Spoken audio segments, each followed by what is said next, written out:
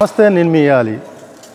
ఆంధ్రప్రదేశ్లో అన్నపూర్ణగా ఎక్కువ పిలువబడే ప్రాంతం ఏంటంటే మన గోదావరి జిల్లా. ఈ గోదావరి జిల్లాలో పట్టెడు అన్నం పెట్టే మహాదేవత డొక్కా సీతమ్మ గారు మనకి అందరికీ బాగా సుపరిచితమే.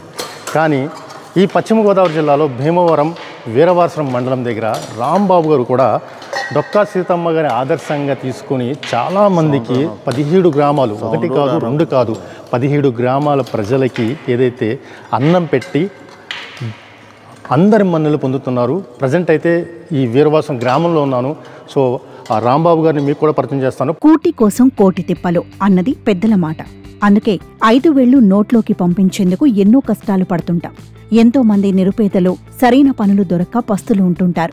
అయితే అలాంటి వారికి పశ్చిమ గోదావరి జిల్లా వీరవాసరం గ్రామానికి చెందిన తులసి రాంబాబు నేనున్నానని అండగా నిలుస్తున్నారు. 7 ఏళ్లుగా నిత్య అన్నదానం చేస్తూ ఎంతో మందికి ఆత్మబంధువు అయ్యారు. ఇంటింటికి క్యారేజీలు పంపిస్తూ అందరికీ ఆదర్శంగా నిలుస్తున్నారు. ఉపాధి కోసం పిల్లలు ఇతర ప్రాంతాలకు వెళ్లడం వల్ల ఒంటరిగా ఉంటున్న వారికి, వృద్ధాప్యంలో తోడు లేక ఇబ్బందులు పడుతున్న వారికి ప్రతిరోజు 2 పూటల భోజనాన్ని అందిస్తున్నారు.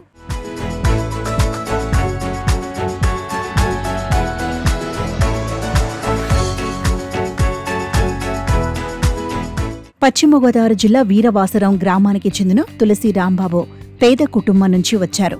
జీవితంలో అంచెలంచెలుగా ఎదిగిన ఆయన తమ సొంత ఊరైన వీరవాసరం గ్రామంలో కళ్యాణ మండపం నిర్వహిస్తూ వచ్చిన ఆదాయంతో నిరుపేదల ఆకలి తీర్చాలని నిర్ణయించుకున్నారు. అంగవైకల్యంతో బాధపడుతున్న వారికి, భోజనం చేసుకోలేని స్థితిలో ఉన్నవారిని గుర్తించి అలాంటి వారికి నిత్యం ఇంటి వద్దకే క్యారేజీ పంపిస్తున్నారు. తమ గ్రామానికి చుట్టుపక్కల ఉన్న దాదాపు 17 గ్రామాలకు చెందిన నిరుపేదల్ని గుర్తించి ప్రతిరోజు ఉదయమే క్యారేజీ పంపిస్తున్నారు. తమ ఊరిలో ఆకలితో ఎవరూ ప్రాణాలు కోల్పోకూడదనే లక్ష్యంతో నిత్యం భోజనం పంపించాలని నిర్ణయించుకున్నట్లు రాంబాబు చెబుతున్నారు. జనరల్గా ఏంటంటే మా కాన్సెప్ట్ ఏంటంటే వయసు కానీ, ఆస్తి కానీ, కులం కానీ చూడం. మేము క్యారేజీ పంపించాలంటే ఒకటే అర్హత, వండుకుని ఓపిక లేకపోతే పంపిస్తాం. వాళ్ళు వండుకుని ఫిజికల్గా వండుకుని స్టామినా లేదు, వయసు అన్నదే ఆధార్ కాదు. ఏ వయసు అనేది పెడతాం, వండుకుని ఓపిక లేకపోతే పెడతాం. అలానే కొడుకులు కానీ కోడలు కానీ చూడలేని వాళ్ళు, వాళ్ళు నిరాదర అయిన వాళ్ళు, లేకపోతే కొడుకులు బయట కంట్రీలకు బయట ఏరియాలోకి వెళ్ళిపోయి తల్లిదండ్రులు ఇక్కడ వదిలేసి వాళ్ళు వండుకునే పరిస్థితి ఉన్న వాళ్ళకి మనం డైలీ ఉదయం ఫుడ్ పంపిస్తూ ఉంటాం. అంటే జనరల్గానే మేము రైతు కుటుంబం నుంచి వచ్చామండి. మా నాన్నగారు రైతు.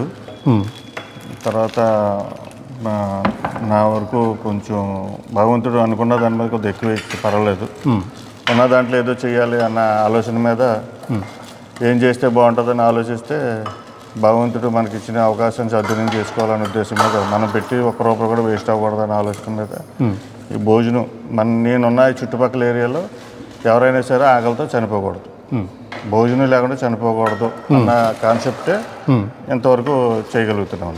డైలీ అండి, డైలీ ఒక క్యారేజీకి కేజీ రైస్, కేజీ బియ్యం వండితే 4 క్యారేజీలు పెడతాం. ఒక కర్రీ, ఒక రసం కానీ, సాంబార్ కానీ, మజ్జిగ పులుసు కానీ, 3 అట్లు ఏదో ఒకటి ఉంటుంది.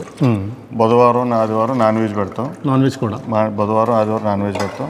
ఈరోజు సాటర్డే కాబట్టి వెజిటేరియన్. 4 క్యారేజీలు 3 క్యారేజీలు బాక్స్ వెళ్తుంది. 2 క్యారేజీలు రైస్, 1 క్యారేజీ కర్రీ, ఒక బాక్సు ఇలాగా రసం. అంటే అది ప్లాస్టిక్ రహితగా మన పొట్లాలే మొత్తం చూస్తున్నాం ఇక్కడ అన్ని మొత్తం స్టీల్తో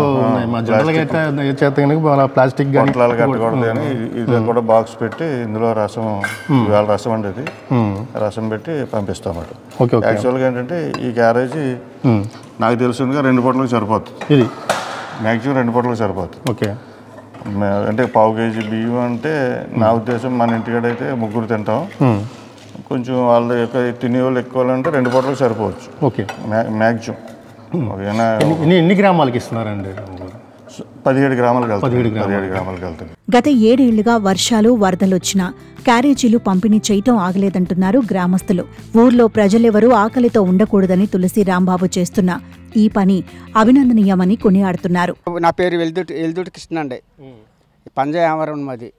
రాంబాబు గారు దేవుడు అంటే మా క్యారేజీలు పంపిస్తున్నాడు. వండుకోలో తిథిలో ఉన్నామండి మేము. ఆవిడ లెగలేదని కాళ్ళు అసలు నడవలేదండి, మంచం మీద ఉంటుందండి ఆవిడ. అలాగైతే రాంబాబు గారు చూసి పేరు రాశారు మా ఆవిడకి. ఆవిడ నల్లది కాబట్టి నేను క్యారేజ్ పెట్టుకెళ్తాను మా ఆవిడ బంగారులో చూస్తున్నాను దేవుడు అండి ఆయన మాకు కరోనా 10 రోజులు రాకూడదని మానేశారండి తర్వాత మళ్ళీ వచ్చి పెట్టారు బాగా చూస్తున్నారు మాకు ఇదండి ఆదివారం ఏమో చికెన్ వేస్తారండి బుధవారం ఏమో చేపల కూర వేస్తారండి చేపల కూర ఏమో కోడిగుడ్డు కూర అండి ఏదో నీసేది కూడా వస్తుంది మాకు కానీ ఆ రోజు కాయగూరలు అండి వస్తాయండి లేదండి ఇంకో క్యారేజ్ ఉంటుందండి ఈ క్యారేజ్ ఇప్పుడు క్యారేజ్ చేయరు కదండి ఖాళీ క్యారేజ్ రేపు బుధవారికి ఇస్తామండి ఏ రోజు కూడా మానలేదండి కాలం మేము లేట్ అయిపోయినా కానీ అబ్బాయి ఇక్కడ తీసి వెళ్ళిపోతాడండి ఏమన్నమాట అండి బాగా చూస్తా కుర్రోళ్ళు ఇద్దరు మంచి వాళ్ళు అండి మంచి కార్యక్రమం బాబా కూలే పెడుతున్నాడండి ఆయన దేవుడు అండి ఆయన బాగా పెడుతున్నాడు మాకు బాగా చూస్తాడు లేకపోతే ఇవాళ మేము వండుకొని తీసిలో ఉన్నామండి. చాలా రోజుల నుంచి తులసి రాంబాబు అందిస్తున్న క్యారేజీ భోజనం చేస్తున్నానని వృద్ధులు చెబుతున్నారు. తాను వండుకుని తినే స్థితిలో లేకపోవడంతో ప్రతిరోజు 2 పూటల తులసి రాంబాబు భోజనాన్ని అందిస్తున్నారని తెలిపారు. ఆయన మా పాలిట దేవుడని అంటున్నారు. నా పేరు మిల్లి రాంబాబు గారు అండి. బాగానే పెడుతున్నారండి మాకు, మమ్మల్ని బాగా చూస్తున్నారండి. మా కొరలో ముందు నుంచి పెడుతున్నారండి భోజనం అండి. క్యారేజ్ పంపుతున్నారండి, కూరగాయలు ఇవి పెడుతున్నారండి. ఆదివారం మాసం బుధవారము కోడి మాసమో ఏదో పెడుతున్నారండి. నాకంటే మా ఆవిడ చచ్చిపోయిందండి, మా కొడుకు వాళ్ళ ఆవిడ కూడా చచ్చిపోయిందండి. ఒక కొడుకు ఉన్నాడండి, అలా దూరంగా ఉన్నారండి. నువ్వు వండుకోలేనండి. బాగా పెడుతున్నారని చెప్పుకుంటున్నామండి. సంతోషం అండి, సంతోషం అండి మాకు. రోజులండి కరోనాలో ఇచ్చిన కానీ కరోనా మాత్రం నెల ఎంత పెట్టలేదండి. ఆ కరోనా పోయాక మళ్ళీ మొదలు చేశారు. పూర్తిగా ఈ భోజన పంపిణీకి తులసి రాంబాబు స్వంత డబ్బులనే ఖర్చు చేస్తున్నారు. ఎవరైనా విరాళాలు ఇచ్చేందుకు ముందుకు వచ్చినా సున్నితంగా తిరస్కరిస్తున్నారు. ఎటువంటి లాభాపేక్ష లేకుండా నిత్యం వందలాది మంది ఆకలి తీరుస్తున్నారు. మొత్తానికైతే రాంబాబు గారి లక్ష్యం ఏదైతే ఉందో ఆ లక్ష్యాన్ని చేరుకున్నారని చెప్పుకోవచ్చు. ఎందుకంటే కుటుంబంలో ఉన్న చిన్న కలహాలతో తల్లిదండ్రులు కూడా వదిలేసిన కొడుకులు కూడా చైతన్యం పరిచేలాగా ఈయన పెట్టే కార్యక్రమం ఏదైతే ఉందో చాలా ఇంప్లిమెంట్ అయింది, కూడా చాలా సంతోషంగా వ్యక్తం చేస్తున్నారు. నిజంగా మన గోదావరి జిల్లాలో డొక్కా సీతమ్మ తర్వాత నిజంగా ఆయన మరి ఎలాగ పోవడాలో కూడా తెలియట్లేదు. ₹1 కూడా ఎవరికి ఆశించకుండా ఆయన ప్రతి ఒక్కరికి కూడా ఏదైతే ఐడెంటిఫై చేసిన వ్యక్తుల్ని తీసుకెళ్ళి ఇళ్ల దగ్గర తీసుకెళ్ళి క్యారేజ్ చేయడం అనేది చాలా గొప్ప విషయం చెప్పొచ్చు. మరో మంచి ఎపిసోడ్తో మళ్ళీ మీ ముందుకు వస్తాను. కెమెరామెన్ మహితో ఆలీ వీరవాసరం నుంచి.